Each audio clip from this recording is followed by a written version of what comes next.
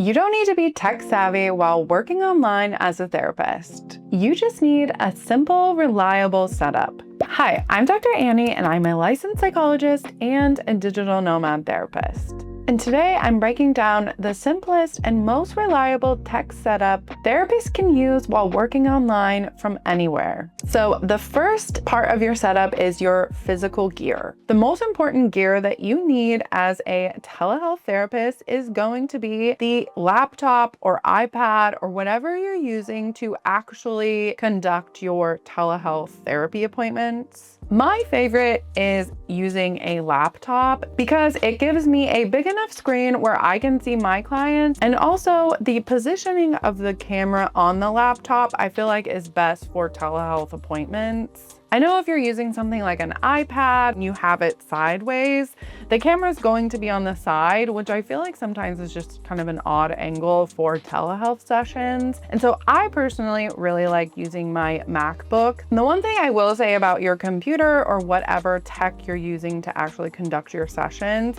is that you want to make sure that it's something that is more relatively new, or at least has enough storage space in the computer. When COVID first started and I would try to use my relatively old laptop with, not that much storage or RAM or whatever, my telehealth sessions would lag. And when I would switch to my phone, I didn't have that same problem. And I did some research and found out that obviously like the different systems in your computer need a certain amount of space to be able to run optimally. And so since then, I've always made sure I've had laptops that have enough storage on them.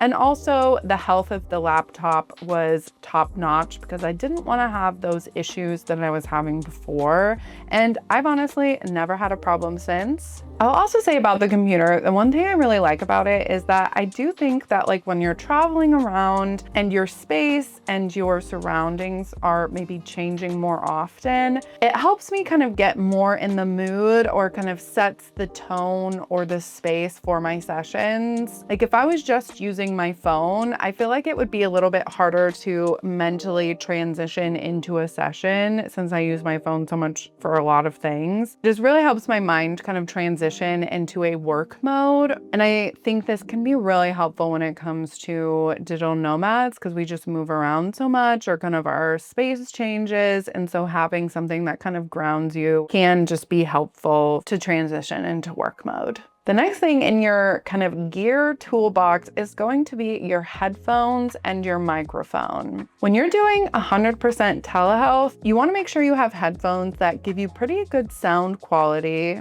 And I personally also really like to have the noise cancellation. You're obviously going to be in a private location when you're doing sessions, but sometimes there's going to be noise around you. And so I just find peace of mind of having a noise canceling headphones. I know when I first started, I invested in this headset. It's like a Jabra 85, but it's for telehealth and conferencing. In general, it looks kind of like a normal headset, but then it has this little thing that juts out. And the microphone on this headset is meant for conferencing calls, and it has some noise cancellation or noise suppression in it so that it will pick up your voice, but not as much in terms of like background noise. And that's something that also felt important to me as being 100% telehealth. I didn't want to have to worry if there was like a dog barking outside or like maybe someone walking above me in whatever apartment I was. So investing in a headset that has good noise cancellation and good sound quality, but also had a good microphone that provided some voice isolation technology in it felt really important to me. And I honestly felt like this was worth the investment and has lasted me over 2.5 years of being fully telehealth, traveling the world in Thailand, Bali, and Morocco. And so if you're looking for something to invest in, I would highly recommend investing in a good headset. The next thing you want to think about when you're working abroad is the lighting of your sessions. Obviously, when you're traveling the world, you're working at different time zones, and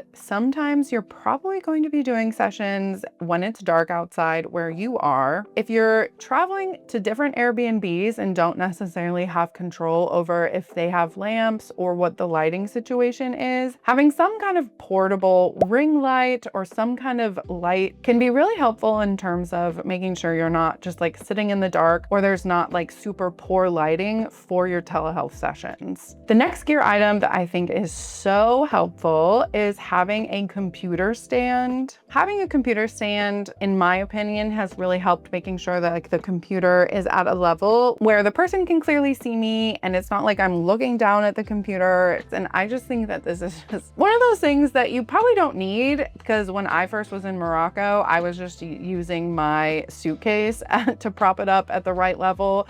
But having a computer stand can just be really convenient when it comes to setting up your computer for your sessions. The last gear item that might be helpful for you is having a privacy screen on your computer. Obviously, you won't want to be seeing clients from a public location, but if you're like working in a coffee shop and you want to maybe do some notes while you're at that coffee shop, or maybe you're at a co-working space and you're wanting to work on notes, you obviously need to be very careful about HIPAA and the privacy concerns. And so having a screen on your computer just gives you a little bit more flexibility in terms of maybe where you're doing your paperwork. Obviously, you can just make sure you're doing your paperwork in a private location so that nobody can see your screen.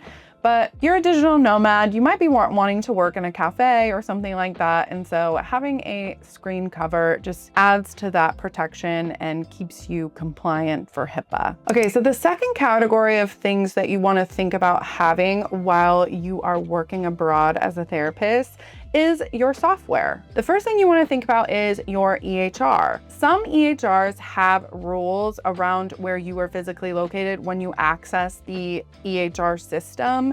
And so if you're going to be traveling abroad, you want to make sure that you have an EHR that allows you to access it while you're outside of the United States. One that is often recommended is Sessions Health. They allow you to access their system anywhere in the world, and so it's not something you have to worry about. Systems like SimplePractice have it very clear in their terms and conditions that you are only allowed to access SimplePractice while within the United States and maybe Canada and Mexico, but definitely within the United States.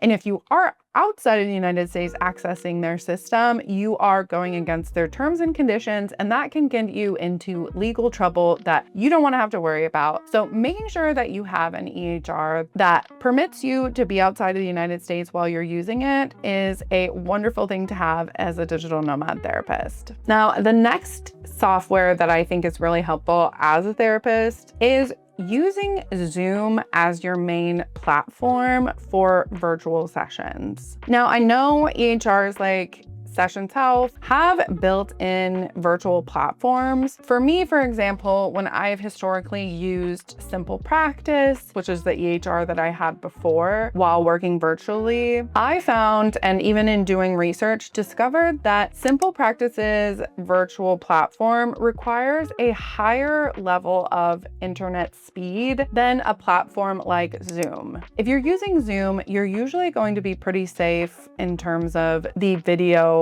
connection. And so I personally love using Zoom so that I don't have to personally worry a ton about if I get to an Airbnb and it doesn't have like super fast internet. And I honestly just think that Zoom is more reliable than these EHR platforms. I also know there's some virtual therapists that use Google Meet as well instead of using something like SimplePractice, but I've personally never used Google Meet. I've always just used Zoom. But I will say that if you're using Zoom or you're using Google Meet, you definitely want to make sure you have the plan that allows for a business associate agreement or a BAA, which is required when it comes to HIPAA compliance. The last thing when it comes to software is making sure that you have a good quality VPN, which stands for Virtual Protection Network. Essentially, this is really important as a telehealth therapist because when you're in other countries and you're accessing the internet, maybe at a cafe or maybe at an Airbnb that shares the network amongst other Airbnbs, you want to make sure you have a VPN in place because because that really protects you. And when it comes to HIPAA, and no one can like hack your internet and see what you're doing through that Wi-Fi. And especially when you're in other countries where the internet laws may be different in terms of, tracking or supervision or whatever, having a VPN gives you that added layer of protection just to protect your clients' confidentiality and make sure you are up to snuff when it comes to HIPAA. The last category when it comes to making sure you have a good tech setup is internet. I know when I was first interested in becoming a digital nomad therapist, I was so anxious about what the internet quality would be like in other countries. My work with my clients is so important, and there was no way that I would want to jeopardize that or cause any ruptures because I was in another country and wasn't able to reliably meet with them. And I remember posting on like Facebook pages for traveling therapists or just like general therapist Facebook pages, and people saying, actually in other countries, my internet has been so much faster than in the United States. And I would say this is 1000% my experience traveling abroad. Even when I was living and working in Morocco, which is a developing nation, and you would think wouldn't have as good of an internet infrastructure than the United States, I would say my experience in Morocco was a lot better than in the United States even. But still, it can be really helpful to be prepared when it comes to internet because obviously your livelihood is going to be 100% dependent on your internet connection. The number one thing that I think can be really helpful is having an unlocked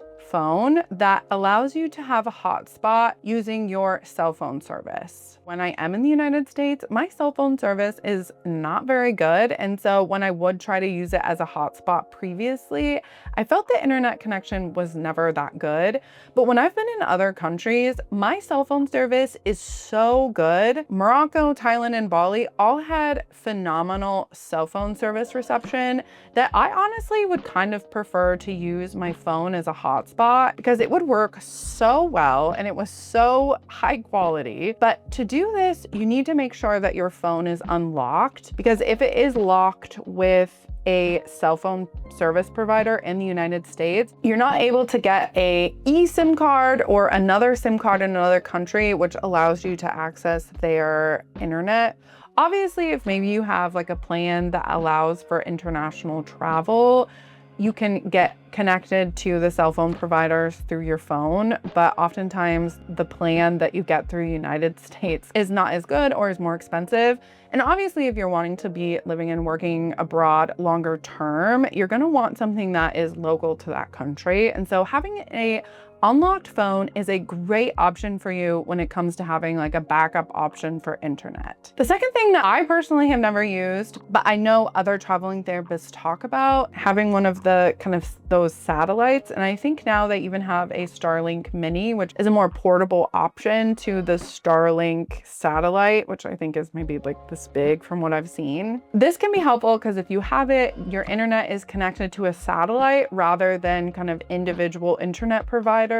And so it can provide more reliable, very fast internet for you in most places in the world. And so I've heard people talk about how it's really helpful for them, especially if they're maybe doing something like van life or maybe in more remote parts of the world. And so that's something for you to check out, but I personally haven't used it, so I can't give that recommendation, but it is something I've heard people talk about. Like I said, most other countries have really reliable internet, but the thing is that maybe you're staying at a hotel, or maybe you're in van life, you're not staying in a place that has a Wi-Fi router. Having your unlocked iPhone or having some type of like travel router or something like Starlink can give you that peace of mind so that you don't have to scramble or cancel sessions because something's going on with the internet. I personally haven't had too much issues with this, but it can really help. And even in the United States, I've had issues with my internet, like maybe there's a storm or there's some kind of outage. Having a backup as a telehealth therapist is just kind of a necessity. If you want step-by-step guidance and behind-the-scenes support as you build a flexible practice, join my newsletter. It's where I share the deeper, more personal tech, compliance, and mindset advice that you can't find anywhere else. That's all for you today. If you found this video helpful, definitely hit like and subscribe for future content all about building a flexible private practice and creating a life that actually feels good. If you like this video, I highly recommend you watch this next one.